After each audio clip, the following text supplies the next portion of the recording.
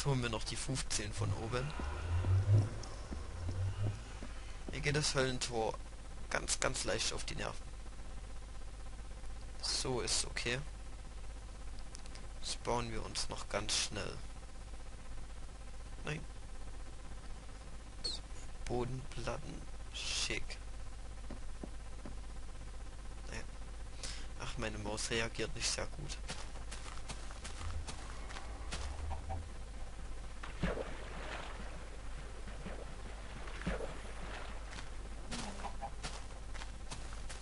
Sieht doch schick aus.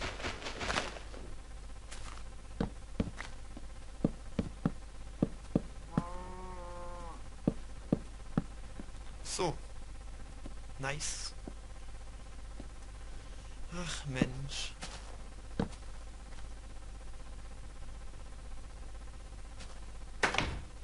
Schön. Glas wäre jetzt noch cool. Das würde nicht ganz so gut hier reinpassen. Sieht alles ein wenig fett aus, auch von außen. Aber mir gefällt es eigentlich. Passt schon.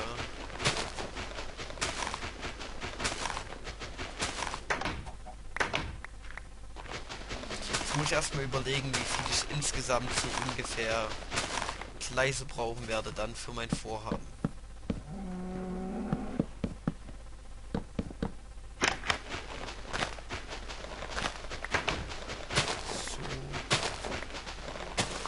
Das mache ich ja eigentlich immer so. Das wisst ihr ja eigentlich. Damit es noch mehr brennt, wenn es hier mal mit Brennen anfangen sollte. Da kommt Kuh, ersaufe.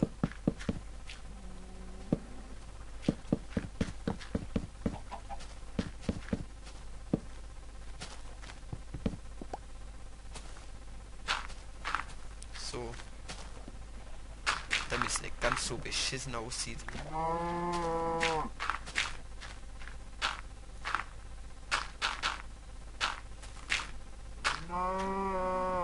Fein.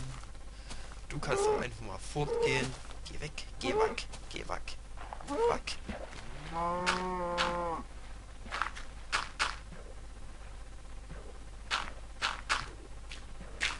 Hat genau gereicht. Wie als hätte es gewusst. Hätte es gewusst.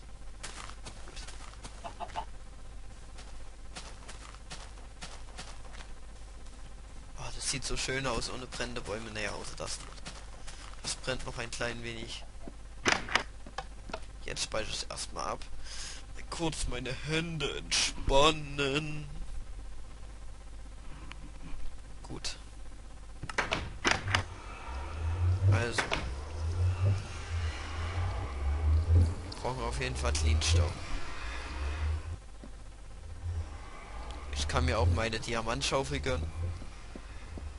Weil nachher brauchen wir echt viel Glas.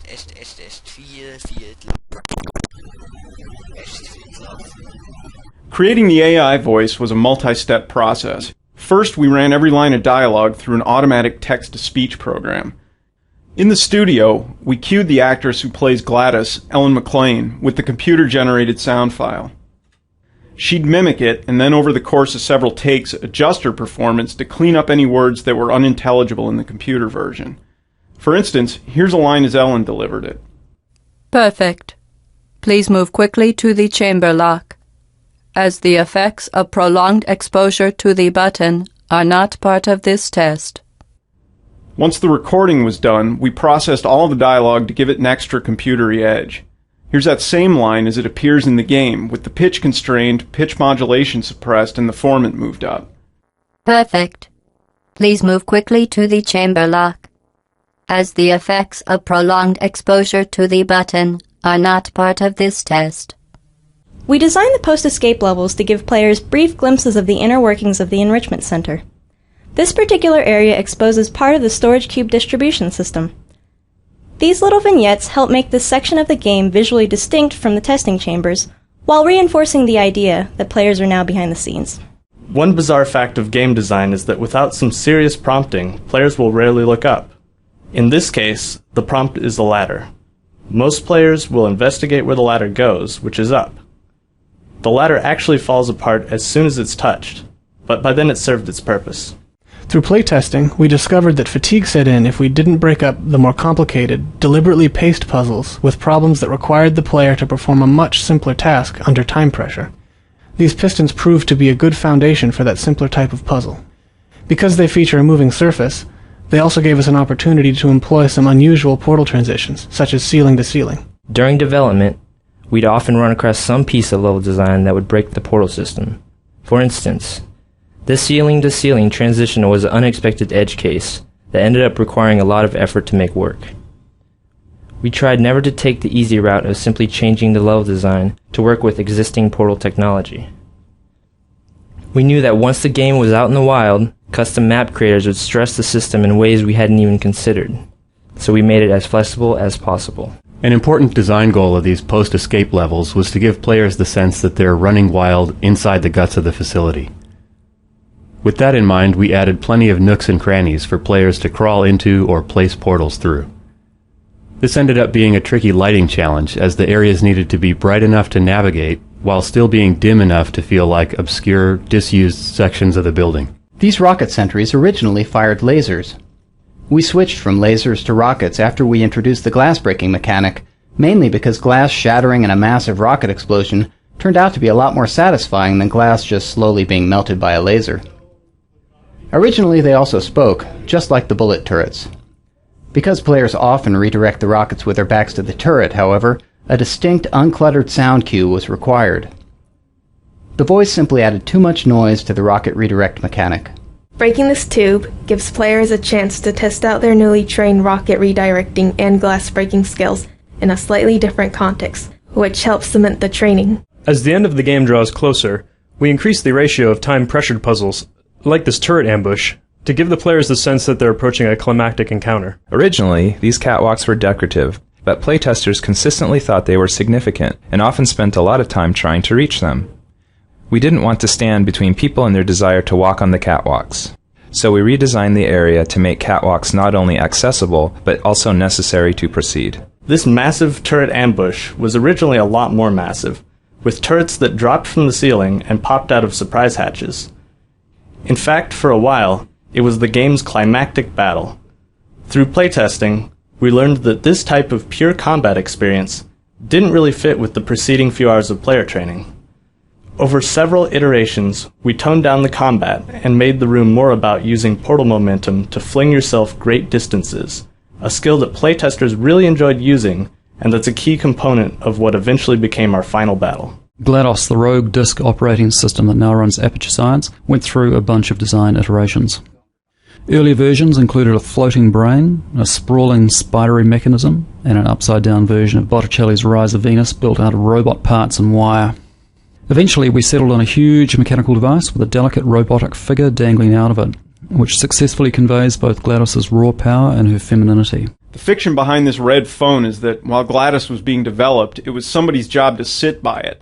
And if it ever looked like the AI was becoming sentient and godlike, that person would pick up the phone and call somebody to come help. In the point in time where the actual game takes place, it's become obvious that the Aperture Science red phone plan didn't 100% work out. One of the things we learned from Narbacular Drop, our student project that became Portal, was that players often thought portals took them into other spaces, or even other dimensions. To help fight that notion, we start players in a visually unique room with memorable objects, so that when they walk through a portal for the first time, they have a clear point of reference, which communicates the idea that they're still in the same basic location. For instance, the radio, which is playing an instrumental version of Still Alive, helps as well by providing some audio continuity. Portal is effectively an extended player training exercise. We spend a huge portion of the game introducing a series of gameplay tools, then layering those tools into increasingly difficult puzzles. This layering starts here, where we train the button and box mechanic, before introducing the more complicated concept of portals. Welcome to Game Name Here. Hopefully you've already had a chance to enjoy the offbeat perspective and new game mechanic of Portal. To listen to a commentary node, put your crosshair over the floating commentary symbol and press your use key. To stop a commentary node, put your crosshair over the rotating node and press the use key again. Some commentary nodes may take control of the game in order to show something to you. In these cases, simply press your use key again to stop the commentary. Please let me know what you think after you've had a chance to play, as we think we are just at the beginning of taking advantage of this type of gameplay. I can be reached at gaben@valvesoftware.com. Thanks, and have fun. We put the player character in an orange jumpsuit to reinforce the fact that she's a test subject. Visually, the warmer colors helped her pop out against the colder tones of her environment. Some playtesters were wondering why she could fall so far without getting hurt, the way she would have if she were in Half-Life 2. In response, we added a mechanized heel spring to her lower legs. Afterwards, there was no longer any question about why she could survive such long falls. The combination of portal-destroying fields, which we call fizzlers, and the elevators, serve a dual purpose. They provide a clearly identifiable endpoint for each test chamber, while also addressing the more practical problem of how to keep players from portaling across level loads. We eventually integrated the fizzlers into several of our puzzle designs. It's absolutely critical that players quickly wrap their heads around what a portal is. We noticed early playtesters grasped the concept much more quickly when they caught a glimpse of themselves through a portal. So we deliberately positioned this first portal to ensure that players will invariably see themselves. We wanted players to feel safe while standing in a portal, so we never kill them or destroy objects within a portal that's closing. Instead, we either push or teleport objects out of a portal as it closes. We very deliberately introduce and train each gameplay concept in Portal, so that once players reach this spot, we're confident that they know what a portal is and roughly how it works. Early versions of the game let players stumble through the beginning, without always understanding what was going on, which really compromised teaching new concepts. The puzzle you just finished was designed so that stumbling around will almost always lead to a dead end. Completing the puzzle requires walking through a minimum of 5 portals in a specific order. This kind of gating, in which a solid understanding of key gameplay concept is required for success, helped standardize the learning curve of the game tremendously. In early versions of this map, playtesters would charge down the stairs without noticing what was creating the portals. We introduced a mandatory pause in the action, what we call a gate, to help ensure that players stop and notice the portal gun making the blue portal. A particle effect and a loud noise helped draw their attention. This room was designed to make players understand that entrance and exit portals aren't tied to the color of the portal. Playtesters often assumed that orange portals were exit only, so we created this puzzle to force players to enter an orange portal. When rendering the player's view through a portal, we must render a separate image using a virtual camera which looks out of the opposite portal. To obtain a correct image and efficient rendering performance, we render only what is visible to the limited field of view of the opposite portal and exclude objects which lie between the virtual camera and the plane of the opposite portal. Early versions of Portal featured more detailed, cluttered environments, much like Half-Life 2. We quickly realized that unnecessary objects scattered all over the place distracted players to the point where it actually interfered with the Portal training process. So we simplified the art style to favor clean, focused test chambers. The modular approach we settled on makes it look plausible that the chambers can reform dynamically on these pistons. For training purposes, there's generally just one correct solution to these early puzzles. The original version of this room didn't have the glass barrier. Playtesters would often stand on the button to open the door and then shoot a blue portal through the opening, bypassing the box entirely. Since this puzzle was meant to illustrate the relationship between boxes and buttons, that solution, while clever, was a failure. So we added the glass barrier to prevent it. Later in the game, however, the puzzles become more open-ended. Integrating portals with Source Engine's physics system was a complex process that required several iterations to achieve the right balance of performance and correctness. Because portals can be placed virtually anywhere in the game's environment, the physics system had to be modified to allow dynamic changes to its representation of colliding geometry, such as the walls and floor around this box, and any objects which may lie on the opposite side of the portal. Initial implementations of this dynamic collision generation system could take up to 1/2 of 1 second, or 500 milliseconds, to compute the correct collision. This may not sound like a long time in everyday life, but this pause during the portal creation was quite noticeable in the context of a game. Ultimately, we designed a system that creates temporary hybrid physics environments in bubbles around the portals, using less accurate collision than that produced by Source's standard collision generation, but was accurate enough in practice and reduced the time to create dynamic collision representation from 500 milliseconds to just 10 milliseconds, which is an imperceptible pause during portal creation. For the first few months of development, we rendered the views through portals to 2 off-screen textures. This approach was easy to implement and was compatible with a wide range of graphics hardware. Unfortunately, this method was incompatible with anti-aliasing and consumed a large amount of video memory in order to handle recursive views through several portals. Because of these disadvantages, we switched to a system which renders portal views recursively into the frame buffer with the aid of the stencil buffer to isolate pixels corresponding to a given portal.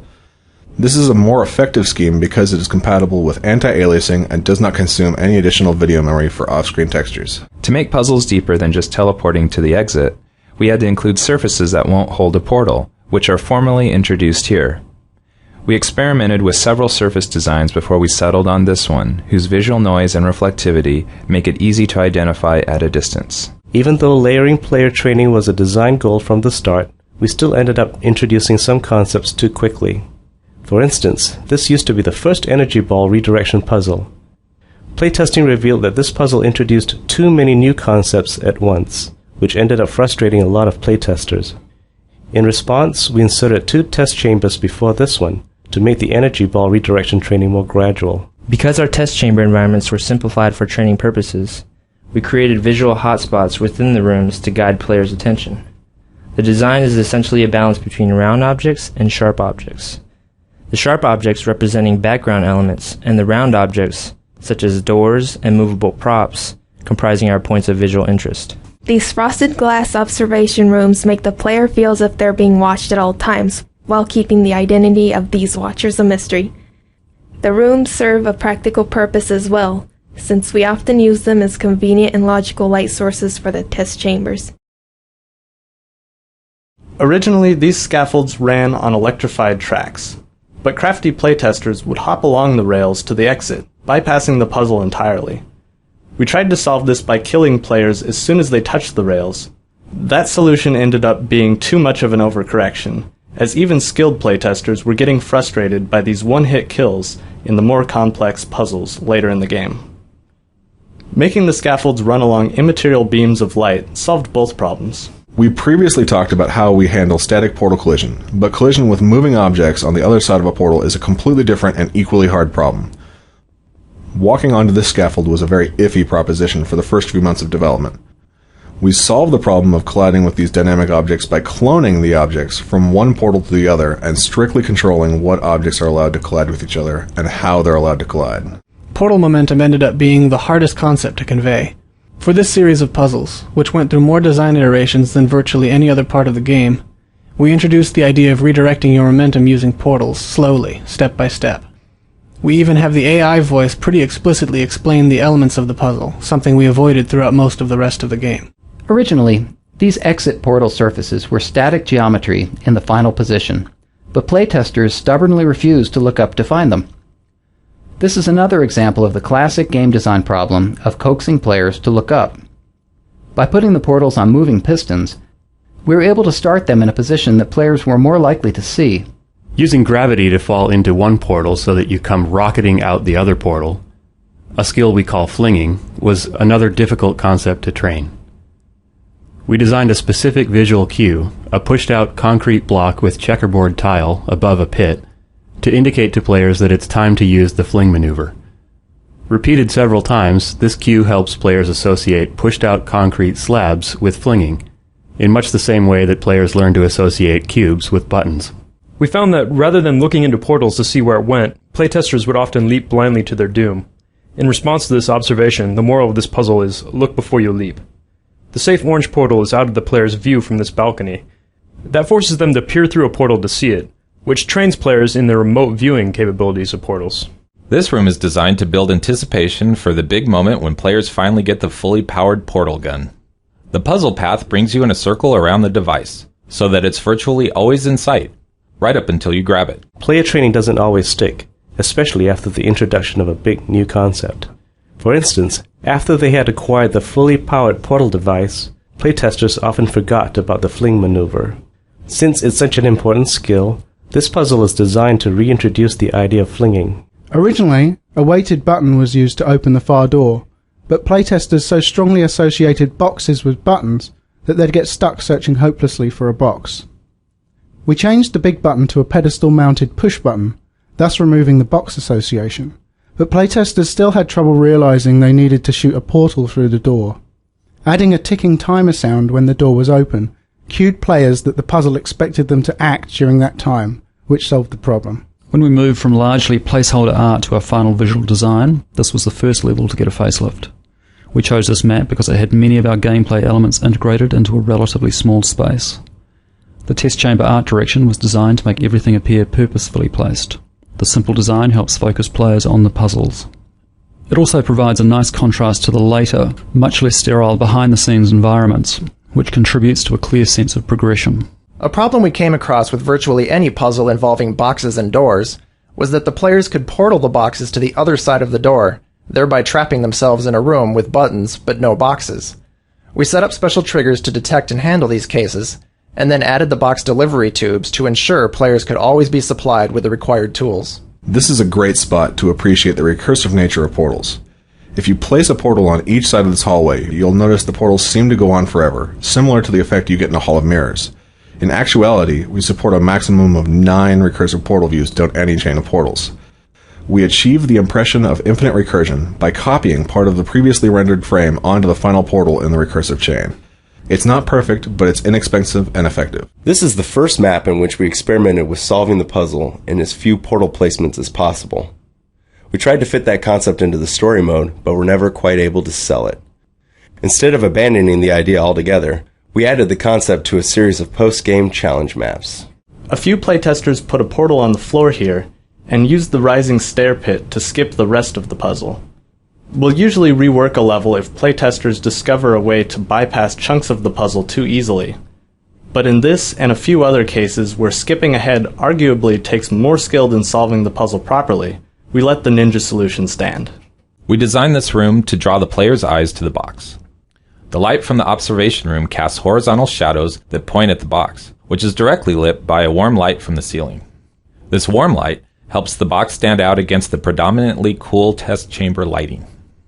The varying size squares of the off-limit surface also help direct the player's attention upward. This particular section went through several iterations because it's the first place where players are required to perform possibly the trickiest portal maneuver, the double fling. Originally, the room also featured an energy ball redirection puzzle. Combined with a new double fling skill, however, it proved to be too much for most playtesters. Overwhelmed players tend to not digest new information, so we simplified the puzzle to require only the double fling. To nudge players in the right direction, we also included visual hints, such as the previously introduced single fling theme, the pushed-out concrete slab with a checkerboard landing zone. We noticed through our playtest that many of our players weren't aware of the fact that you could place portals while falling. Since placing portals as you are falling is essential to accomplishing flings and many other portal tricks, we implemented this puzzle so that the only way to solve it was to use the mid-air placement tactic. It took numerous iterations and lots of tuning before this consistently played well. In this puzzle, we wanted players to realize that using portals, they can travel long distances in a short step.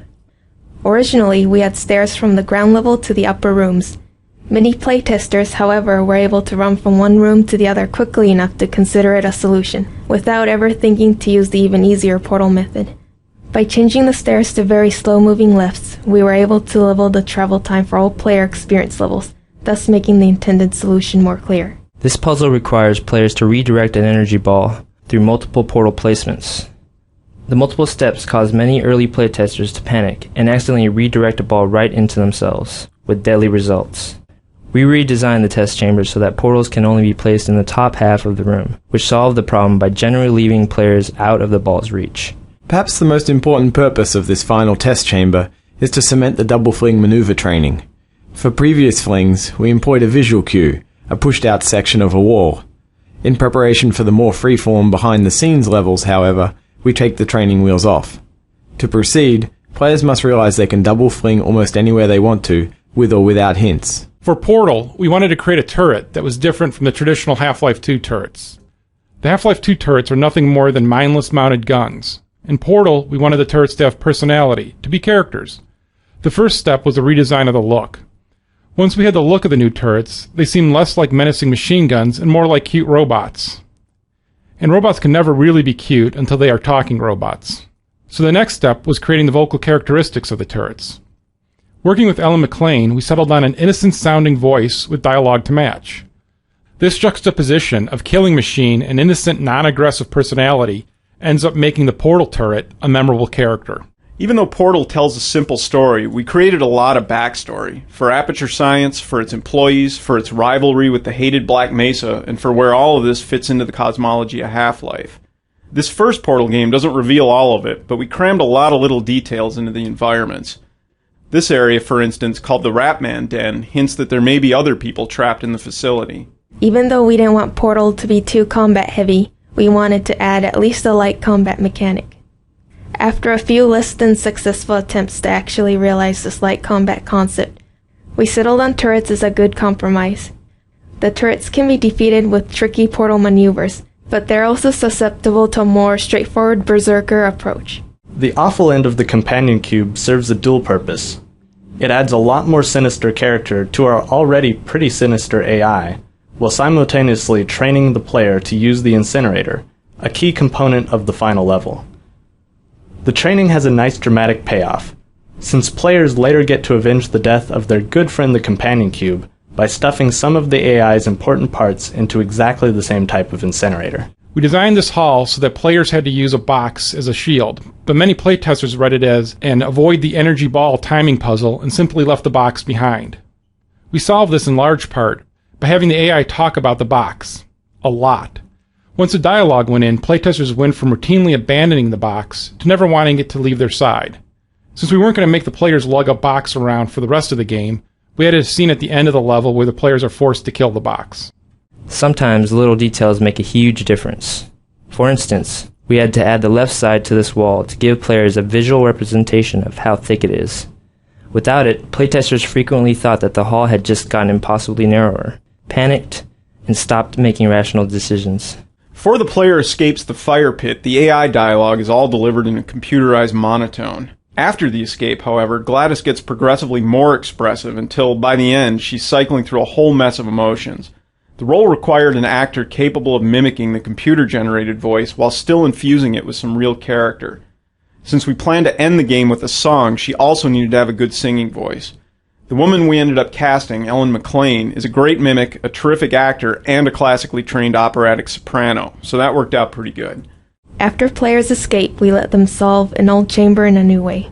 This reintroduction of a familiar space, which can now be solved in an incorrect way, helps convey the sense that players are cheating the system while forging their own path through the facility.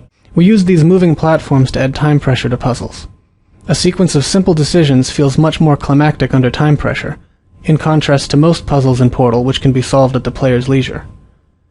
Puzzles that aren't time-bound can be more complex, but at the expense of being less dramatic. In these new areas, we weren't using the surfaces the player is familiar with. The rules for which new surfaces portals can be placed on, and which surfaces are off-limits, needed to be taught. So, we created this area both to show the player they've escaped into the guts of the facility, and to retrain them in which surfaces are valid for portal placement. I know that I was told that, sort of the idea of Valve is that everything is planned. Everything is worked out in advance. But that's a big fat lie. Because the initial idea is started, and they bring an actor into the studio and they say, say these words for us. Say this computer-generated voice for us. Okay, I'll do that. Well, then that gives the creators other ideas. And it's a rolling process. You roll from one idea into the next idea. In the beginning, when I came in, I was just supposed to recreate the sound of a computer-generated voice. Just recreate it. And that's what I did. And there was no emotion involved. I just listened to the sound of the computer and I repeated what I heard. But as the game continued, I was supposed to get more and more emotion into the computer, into GLaDOS. And she developed into a very sweet, passive-aggressive person. As an actor, you come in, you do what you're told, you want to make your money, and sometimes you get good direction and sometimes you don't get good direction. But it doesn't matter, and you certainly don't tell the production team any of this. But you come in and they'll give you a lame line reading, and you're supposed to find some emotional value in that. But this is not what this team did. They would come in, for example, explosively indignant. That's a wonderful direction for an actor. So, I must say that the production team won me over, because so often I get bogus direction, but this time I was actually directed and had fun at all the sessions. Sarcasm. GLaDOS is sarcastic a lot. And that's so much fun. But while I was trying to do this, trying to build in all these emotions, I still had to maintain the computer sound and maintain the pronunciation of repeated phrases.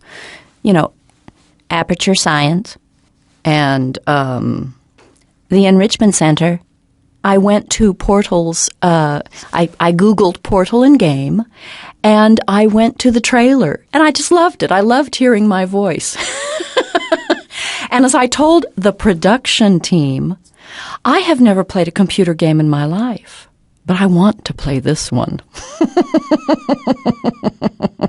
In the sound booth, you're only connected to the production team by an intercom.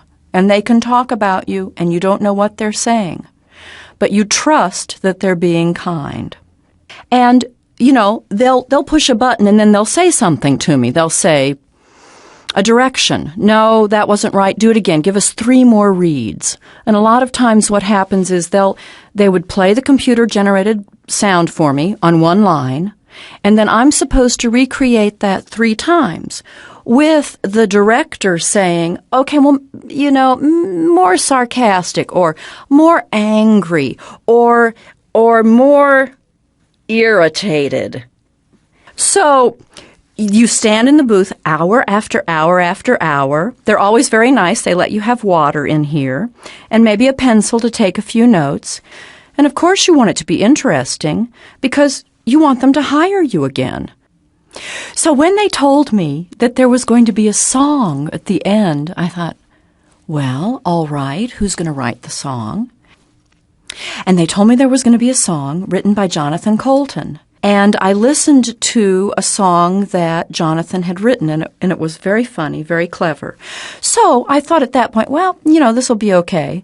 But I am an opera singer, so usually I sing, quando me ne va. And I thought, well, will I be able to have the right style for the song? So I was concerned. But then before the recording, they sent me an MP3 file of the song, and I listened to it with Jonathan singing it. But I loved the little song. And at home, as I practiced the little song, I tried to, you know, get back to GLaDOS's voice. You know, aperture science. Just this tiny little passive-aggressive computer who's all alone until people try to come in and murder her. So of course she gets upset. But she seems to have this real affinity for cake. And I want to play the game because I want to recreate the cake recipe and then put Portal on it and be able to serve it to my friends when they come over to my house.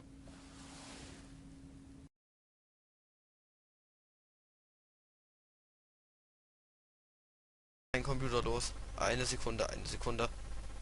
Schon Moment, jetzt im Hintergrund lauter wird. Dings da wieder anschalten. Ich verlasse erstmal Minecraft, mach erstmal Schluss. Und dann danke schön fürs Zuschauen. Erstmal alles von mir, Jens. Tschüss. Komisch. Voll lustig.